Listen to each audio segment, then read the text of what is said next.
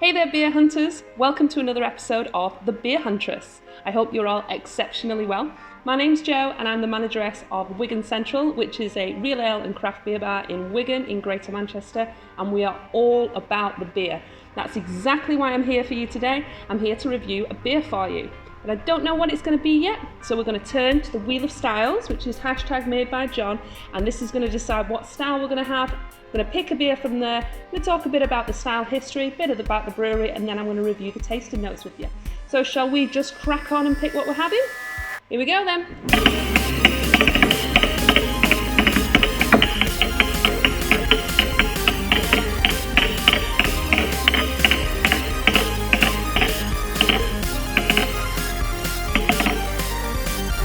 Dipper, tipper, or quipper?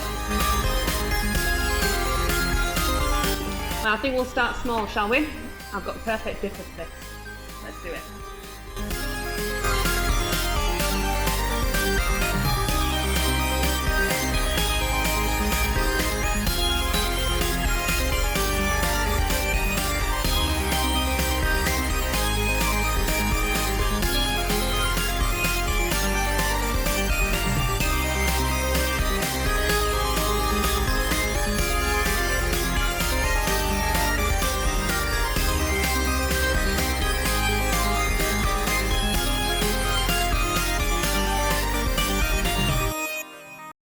We landed on dipper, tipper and quipper, so I've gone for a dipper today. So I'm starting small, although when I say small, it is an 8% dipper.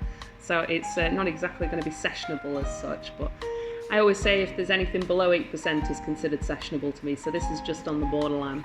This is Verdant, and this is their Don't Tell Gus, which is an 8% dipper.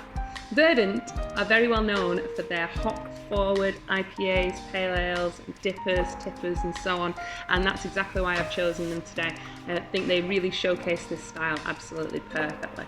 The concept of verdant actually means of countryside, green or grass or clear rich vegetation and things such as that, and I think that ties in really well with this particular brewery because they are all about the hops and they're all about hop forward beers. It's a nice little name. I don't know if that's actually what they've gone for, but I thought it was quite cute anyway. Verdant began back in the autumn of 2014 when Adam and James teamed up with Rick, and they all had this massive inspiration for US style IPAs, dippers and so on. They wanted to produce the kind of beers that they'd seen the Americans doing, and this is how they ended up with such a fantastic reputation. They grew and grew, and in the October of 2016 they increased from a 200 litre plant to a 16 hectolitre plant. Considerable increase there, and they have a brew length of about 8,000 litres per week, majority of which you'll see canned at the moment, but you also see it in key keg as well. The dipper runs along the lines of imperialising the IPA. The IPA started in the 1780s, surprisingly in London, not where we all think, but it wasn't perfected until the 1830s when it moved up to Burton. The nature of the water in Burton-upon-Trent meant that you could have these really crisp, dry IPA styles, and they were very well received. Then in the 1990s, the Americans got hold of the concept, and they've been pushing the boundaries of hop-forward flavours and new techniques and brewing processes in order to be able to create the best styles of IPAs that are out there. The IPAs that we see today, and the dippers and tippers and quippers and so on and so forth, are all inspired by the American IPA because of its heavy hop-forward profile, rather than the original traditional English IPA that we've all recognised from our youth. But it's something that has been taken on by a lot of craft breweries, and they're doing amazing stuff with it. The best way to get a dipper is to ramp up the hop profile. So we're going to steer away from any kind of caramel malts in there. We're going to go really extra pale with the malt, keep it super pale, but we're going to up the ante on the ABV, and we're going to up the ante on the hop profile. They can do this by dry hopping, and that's adding the hops in at a very late stage in the brewing process or in the fermentation process. And this imparts much stronger flavours and aromas as well from the hops that go into particular beer. Many early hopped up IPAs contain what's called the 4 C's, which is Cascade, Centennial, Chinook and Columbus. And these are the West Coast hop profiles. They're very citrusy, very bitter. You get some resinous pine to them and things such as that. Whereas we're starting to move towards these days the more juice bomb or merc bomb, or as I call them, soupy boys, which I think you'll touch on in another episode. But we're kind of moving towards East Coast hops, which are very dank, very juicy, very tropical, and you get all sorts of fruity flavours coming through. This beer is actually quite dank and is quite hazy, but I'm not going to touch on it as being a super boy. I'm going to touch on it as a dipper. I'm going to concentrate on the dipper element of this, and we'll do super boy on another day. The original dipper came from California, from a brewery called the Blind Pig Brewery. And the brewery was using excessive hops in his brew, and it suggested it was to mask his inadequacies at being able to brew. Very poor brewing techniques, and it was first brewed in 1994. But the term dipper didn't actually start being used until 2001, when a particular beer came out from the same brewery called Piddly the Elder, and that was actually coined as a dipper. Nowadays we use dipper all the time. Obviously, for anybody who doesn't know, the concept of dipper is double IPA. So the idea is just to ramp up the hops as much as possible and to get as much extra stuff out of the IPA that you can. Clearly, the result was such a success that brewers now strive to make ever more hop-forward beers, imperialising the IPA to the absolute maximum and pushing forward the boundaries of the brewing techniques and also the ingredients and variants that they can use. This particular one is Verdant's 8% Don't Tell Gus, as I've already told you, and this is their double IPA, and it's been hopped with a combination of the varying hops. This is the 2019-2020 edition, which contains Citra, Mosaic and Enigma in it. There is a 2018 edition which contained varying other hops in there as well, but I don't have any reference to any other variant other than that. It's not unusual for a brewer to change their hops in a beer, but it's not always necessarily called the same thing. You usually get a little bit of variation from it, but this is just called Don't Tell Gus, and they've obviously become quite keen on this particular recipe because they've kept it for 2 years running.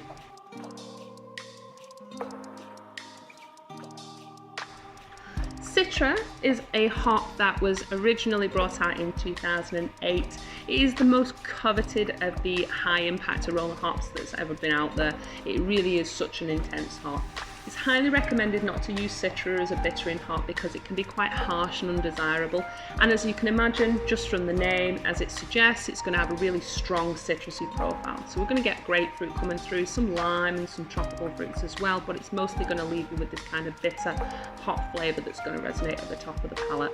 Mosaic, which is actually my favourite hop next to Sriracha Ace, was released in 2012, and it's quite a complex but clean hop, and it can be used for all 3 different ways of brewing. So it can be used as bittering, aroma and flavour as well. So it's quite a versatile hop.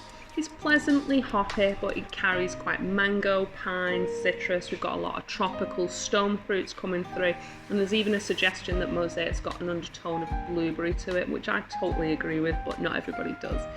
It's the first daughter of Simcoe and Nugget, so it's a blend of these 2 hops together, and some have referred to it humorously as Citra on steroids, which I don't quite get myself personally. I think it's actually as far away from Citra as you can get, but you know, each to their own, that's what they're saying. Enigma is a descendant of a German hop, but it's now mostly cultivated by the Australians. It's mostly produced in Tasmania, and it's been around since 2015, although it started being cultivated in 2013 originally, and we've been using it since. It's very heavy on the nutmeg, passion fruit, red currant, chamomile and rosehip kind of flavours, so we're going really herbal with this particular hop. So it's going to be quite an interesting balance between the 3. So we've got the citra in there, this really tropical notes in there, and then we've got this herbal and pine undertones in there too, so quite a nice complexity. All 3 of those hops are all registered hops, so they've been specifically cultivated in order to be able to produce a particular type of flavour. So they've not just been picked from wherever, they've actually been bred. And this is quite an interesting thing that's happening at the moment in the hop world, but we'll touch on that at another time. In addition to the hops that are in this, the brewer profile has got extra pale malt in here, we've got Golden Promise, and there's also the addition of wheat, oats and flaked wheat in there too. And this is going to add so much depth to this particular beer. We're going to get such a nice mouthfeel, such a creamy kind of texture to it. And wheat and oats just work brilliantly in these kind of beers because it just ramps up the mouthfeel and the depth of it without having to use caramel malts or a darker malt in order to be able to get that sweetness. It's coming from the wheat and the oats instead. So the hops are going to be the big shine here, but that addition of that extra type of cereal is just going to add a little bit of depth to the profile. And I'm super excited to try this, so shall we just crack it open and let's see what it's like. Here we go.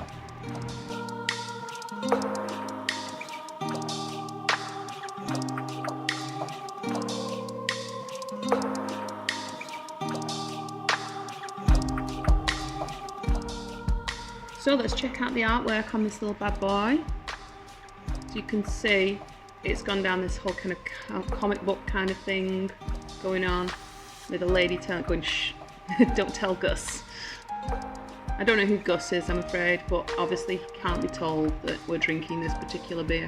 It's got a little bit of info about the hops on the side of it, which is also pretty cool. But yeah, I like Verdant's artwork, they're very good. Okay, let's crack it.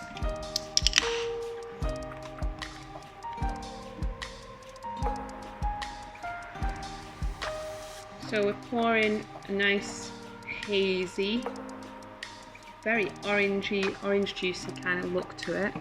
Very pale, this really beautiful white head on there. Just very tight bubbles, nice and lacy white head. And gorgeous haziness to it. I can't even see my finger through it. You know, you can't see my finger through it, so proper opaque. This is what I was talking about soupy boys and things like that dankness. But we're going to concentrate on the dipper-esque, and I can smell before I even start all the flavours coming through on that.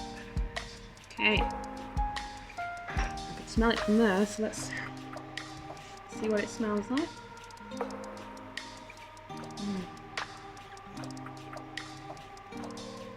I can get the hop profile coming through really, really intensely. There's a lot of stone fruits there. There's almost a pineapple-esque smell to it. Some mango, loads of tropical stuff. Peaches, apricot, that kind of thing. It smells dead orangey as well. Going in.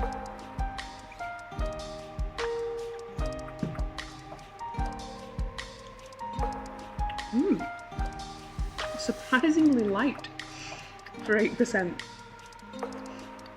That addition of that extra cereal in there, that wheat, that oats, it's giving it such a soft, fluffy kind of mouthfeel to it. That's a terrible word. I don't want to use the word fluffy, but that's exactly the way that I can describe it. It's really, yeah,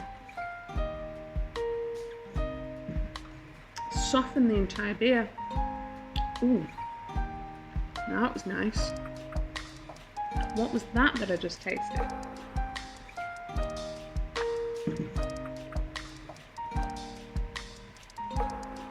That's a really strong orange, but like Seville orange, bitter orange flavour going on there. Something along those lines, with an intense, there's like a pomegranate thing going on. Now I do like that.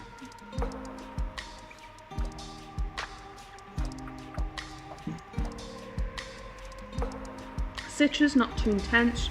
There's a touch of a light bitterness, but it's certainly not overwhelming. It's all about the tropical hops here. It's really, really fruity. There's a touch of pine that's just sitting on the back of the palate, just slightly resinous on the back.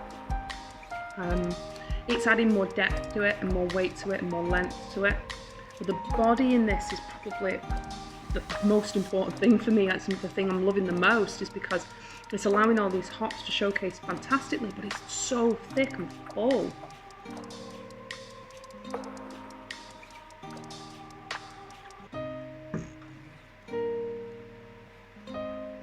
That kick of that pomegranate that I think I can taste at the back. I'm sure it's pomegranate, but is absolutely gorgeous. It's just this additional layer to it. So you've got this really hop forward, really tropical fruits right at the front, but then there's this really interesting pomegranate-esque flavour that's just on the roof of the palate, and it's just giving it this additional layer alongside that resinous pine across the back. We've got a nice journey for this beer, a nice interesting different selection of flavours as we're taking each particular sip.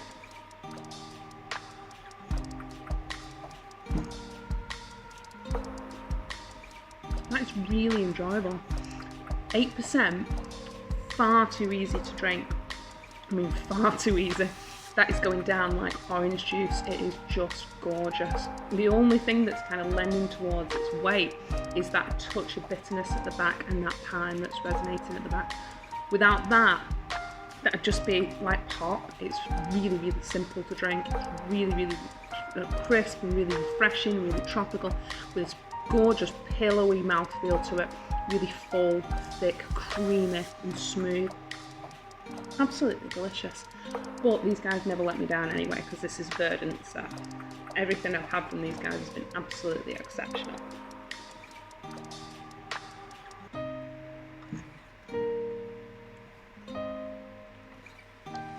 Yeah, that's spot on. Really, really nice. It's a good mix, a good blend. It's a good choice. I'm glad I picked that one. Well guys, if you've had this, then please let me know in the comments what you thought of it. I'm going to enjoy the rest of this, and I shall see you next time for another episode. So, cheers. If you enjoyed this video guys, then please like, subscribe and share it with your friends. Hit that notifications button to get alerts on our next video.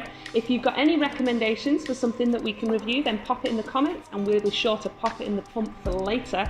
We're also on Facebook, Twitter and on Instagram, so you can check out the links in the description below. Keep wide banking, and I shall see you next time for another episode of The Beer Huntress.